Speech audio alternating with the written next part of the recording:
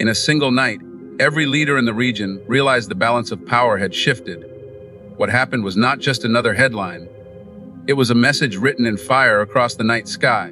Missiles tore through the darkness, leaving glowing trails that hung in the air like burning signatures, each one declaring that the old rules no longer applied.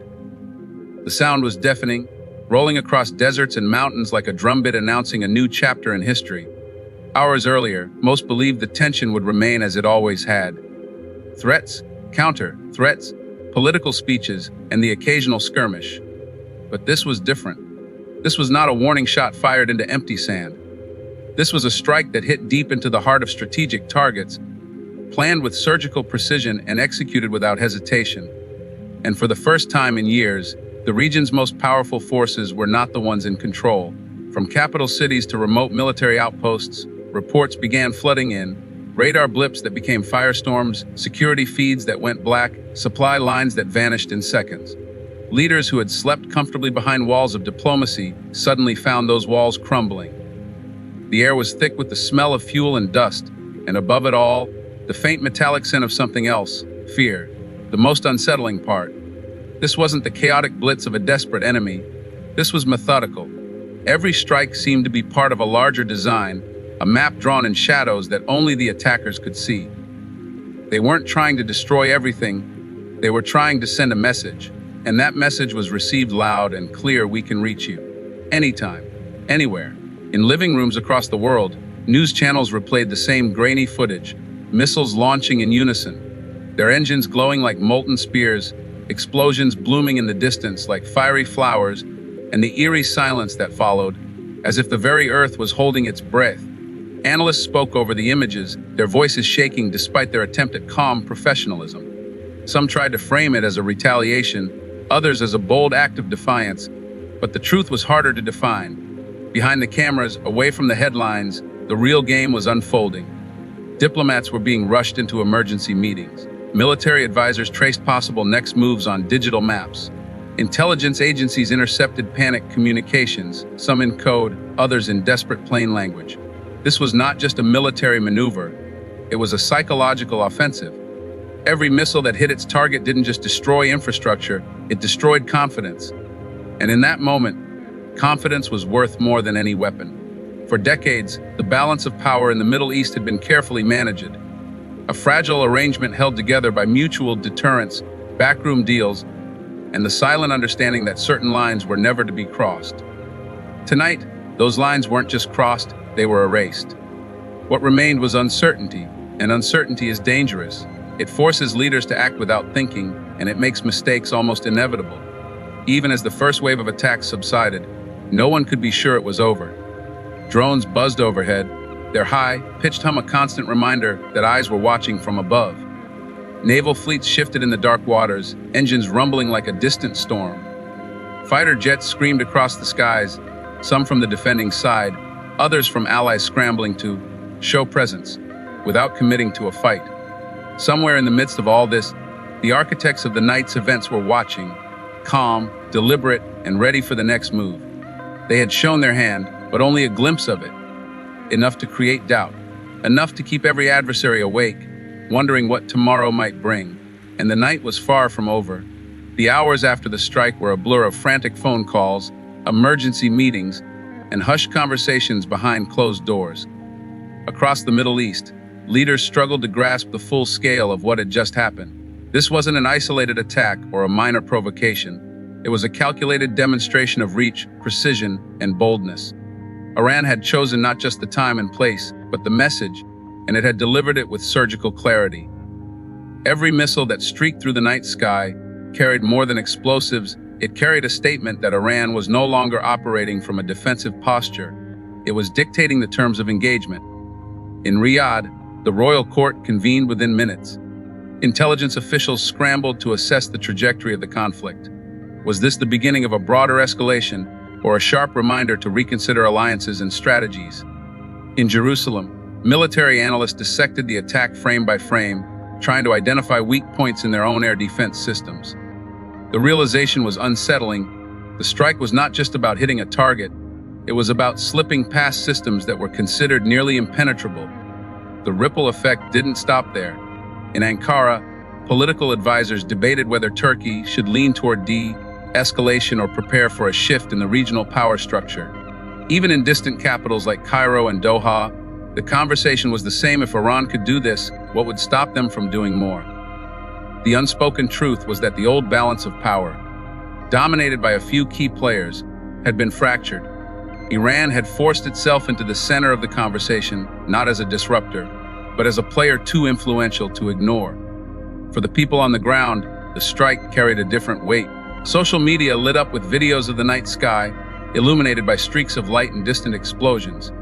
Hashtags trended within minutes, with millions of users debating whether this was an act of defiance, a desperate gamble, or the opening chapter of something much larger. For many, it was a reminder of how quickly the abstract world of geopolitics could become real, how decisions made in secret rooms could turn into fire and thunder overhead. Inside Iran, the reaction was equally telling. State media framed the strike as a show of strength, a warning to those who underestimated the nation's capabilities.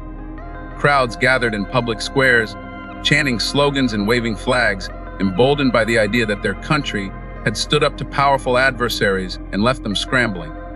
The leadership capitalized on the moment, delivering speeches that framed the attack not as aggression, but as a necessary step toward protecting sovereignty and dignity.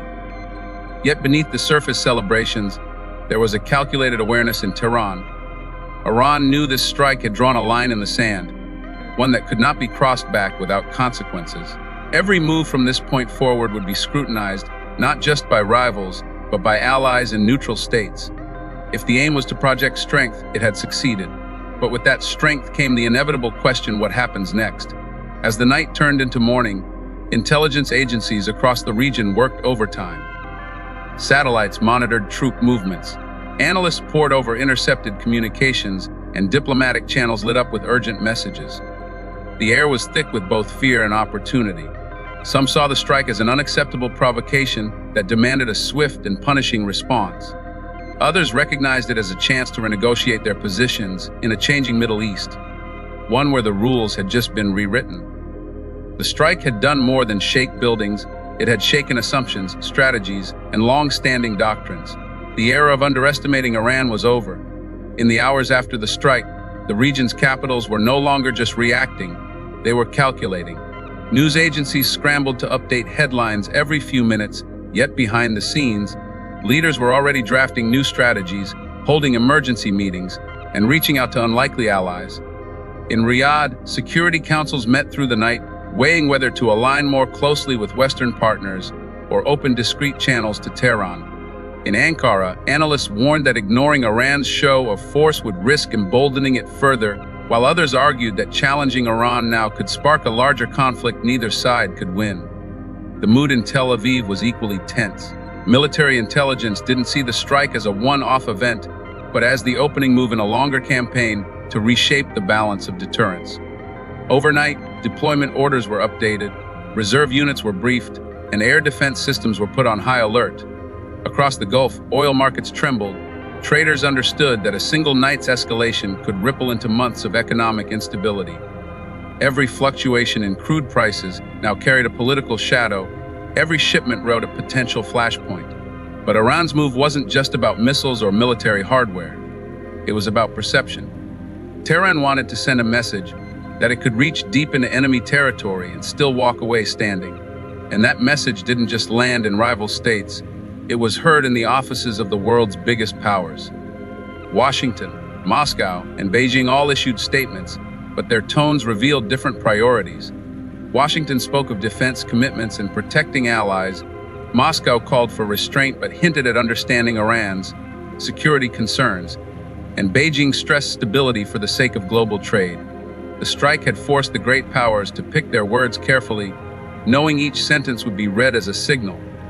Meanwhile, Iranian state media played footage of the strike on repeat, framing it as a masterstroke of precision and discipline. Crowds gathered in public squares, not just to celebrate, but to internalize a new narrative, that Iran was no longer simply reacting to threats, but setting the tempo of the region's conflicts. For many Iranians, this wasn't just geopolitics, it was personal pride. In their eyes, the strike had restored a sense of dignity, they felt had been denied by years of sanctions, isolation, and covert attacks. Yet beneath the public euphoria, Iran's leadership knew the move carried risks.